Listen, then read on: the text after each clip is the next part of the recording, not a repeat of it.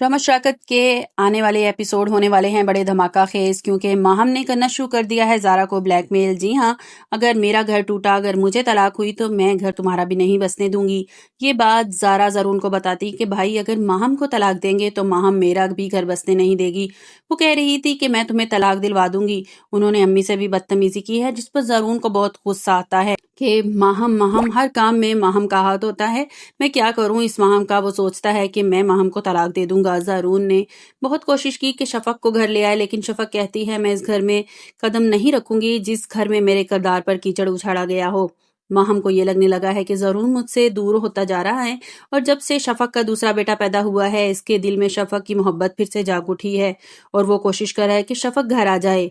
माहम अब ये सोच रही है कि किसी तरह दूसरा बच्चा भी ज़रून से छीन ले, क्योंकि शफक तो 2 बच्चों की माँ बन चुकी है। इसकी इज्जत इस घर में बढ़ जाएगी। लेकिन इससे पहले आप मुझे लाइक और सब्सक्राइब कर दें, और ये मैं होने नहीं दूंगी।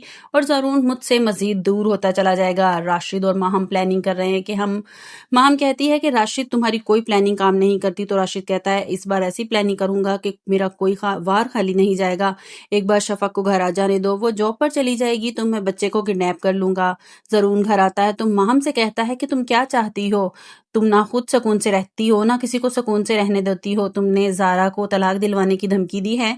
तुम्हें क्या लगता है कि इस तरह ज़ारा को ब्लैकमेल करोगी, अम्मी से बदतमीजी करोगी, कुछ भी करोगी तो मैं चुपचाप बर्दाश्त करता रहूंगा। तो ज़रून कहता है कि माहम आज हम ये झंझट ही खत्म कर देते हैं। ज़रून गुस्से में माहम को तलाक देता है, और एक बार तलाक का वर्ड यूज करता है तो माहम कानों पर हाथ रख के जोर से चीखना शुरू कर देती है और फौरन बेहोश हो जाती है।